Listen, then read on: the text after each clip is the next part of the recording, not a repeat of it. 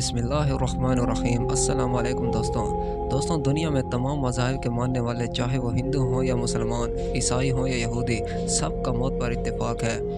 कोई इंसान आज तक ऐसा पैदा नहीं हुआ जिसने मौत का मज़ा ना चखा हो। अल्लाह ताला कुरान करीम की सूरह अंबिया और सूरह अनकबूत में ख़ुद इरशाद फरमाता है, कुल्लु नफ्सिन ज़ाइक़ातुल मौत, कि हर जानदार को मौत का मज़ा चखना है। मगर दोस्तों, तमाम मज़ाहिब में इख्तिलाफ मौत के बाद की ज़िंदगी पर होता है, और हम मुसलमानों का यही अकीदा है कि मौत के बाद एक और ज़िंदगी है जो हमेशा की ज़िंदगी है।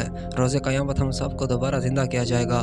लेकिन कुछ काफिर और कुछ मुल्हिद इस पर हमेशा एतराज़ करते आए हैं कि आखिर मरने वाले इंसान जाते किधर हैं। आइए दोस्तों, आपको ज़ाकिर नाइक साहब की ज़ुबानी बताते हैं कि वो इस पर क्या कहते हैं। दोस्तों, एक शख्स जब ज़ाकिर नाइक साहब से सवाल करने आता है तो क्या कहता है, पहले देख लीजिए फिर आपको बताते हैं। I am doing job a manager as a medical distributor.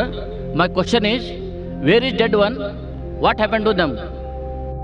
मैं कर्नाटक हुबली से हूँ।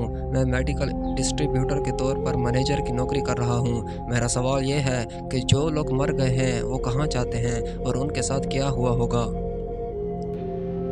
Whether ask the question, where are the dead people and what has happened to them?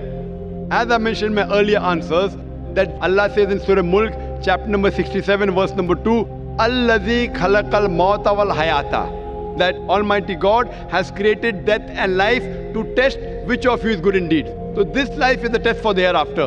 Now once a person dies, his test is over. Test is finished. But the results of all the human beings, from the first human being on the face of the earth, from Adam, peace be upon him, till all of us that are living, as well as till the last human being going to live, all will be resurrected on the day of judgment, and the results will be declared together. Doctor Zakir Naik साहब ने उसका सवाल दोहराया कि भाई साहब का सवाल यह है कि मरे हुए लोग कहाँ हैं और उनके साथ क्या हुआ है। जाकिर नाइक साहब ने कहा, जैसा कि मैंने अपने इब्तदाई जवाबात में जिक्र किया था कि अल्लाह सुब्हानहू व तआला सूरह मुल्क सूरह नंबर 67 आयत नंबर 2 में फरमाता है, अल्लज़ी खलक़ल मौत वल हयात लियब्लुवकुम अय्युकुम अहसनु अमला। अल्लाह ताला ने ज़िंदगी और मौत को पैदा किया है कि वो हमें जान सके कि हम में से कौन नेक अमाल करता है। तो ये ज़िंदगी इम्तिहान है आखिरत के लिए। अब जब एक आदमी इस दुनिया में मर जाता है तो अब तो उसका टेस्ट ख़त्म हो जाता है। अब अगर एक आदमी यहाँ मर जाता है तो उसका नतीजा, बल्कि इस ज़मीन पर आए सबसे पहले इंसान हज़रत आदम अलैहिस्सलाम से लेकर इस दुनिया में जो अभी ज़िंदा हैं या मर चुके हैं या आगे मरेंगे, हत्ता के आखिरी इंसान जो यहाँ पैदा होगा, वो सारे मर कर दोबारा ज़िंदा किए जाएंगे और नताइज का ऐलान एक साथ किया जाएगा। You know how we have, for example, here we have voting. Voting takes place in North India, separate date, South India, separate date, East India, separate date. But the counting starts together and the results are declared together.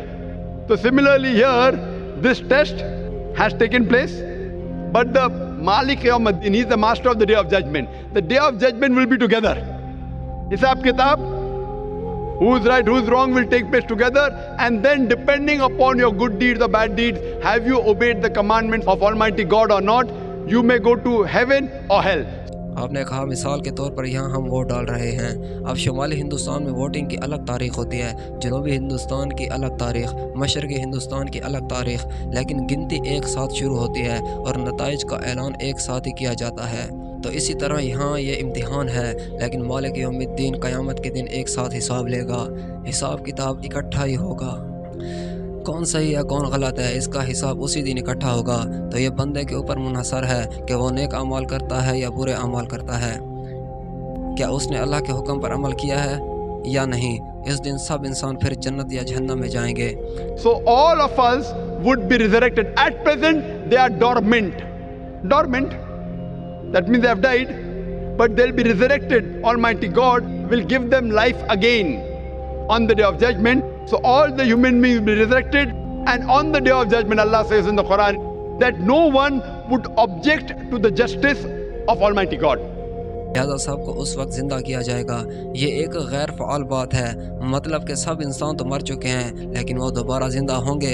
अल्लाह ताला क़यामत के दिन उन्हें दोबारा ज़िंदा करेगा। लिहाजा ये बात तयशुदा है कि तमाम इंसानों को क़यामत के दिन दोबारा ज़िंदा किया जाएगा।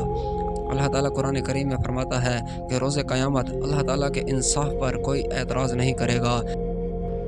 Because our organs will be our witness, our eyes will give witness, our hands will give witness about ourselves. So even those who will be put in hell if they have not followed the commandments. The Quran says they will not object to the justice of Almighty God. They will say, give us one more chance, and Almighty God will say, it is too late. The exam is over. So on the day of judgment, all be resurrected. Depending upon the good deeds, bad deeds, you will pass or you will fail. You will go to heaven or hell. Hope that answers the question, brother. क्योंकि हमारे औज़ा हमारे बारे में गवाही देंगे, हमारी आंखें हमारे बारे में गवाही देंगी कि उसने इस आंखों से क्या क्या देखा था। हमारे हाथ हमारे बारे में गवाही देंगे, तो वह इंसान जहन्नम में डाले जाएंगे जिन्होंने अल्लाह के अहकाम पर अमल नहीं किया होगा। कुरान मजीद कहता है कि उस दिन इंसान अल्लाह के इंसाफ पर एतराज़ नहीं करेंगे, बल्कि वो ये कहेंगे हमें एक और मौका दे दिया जाए। तो अल्लाह ताला फरमाएगा, नहीं, बहुत देर हो गई है, इम्तिहानात ख़त्म हो गए हैं, अब सिर्फ रिज़ल्ट ही होगा। तो क़यामत के दिन हम सब दोबारा ज़िंदा किया जाएंगे।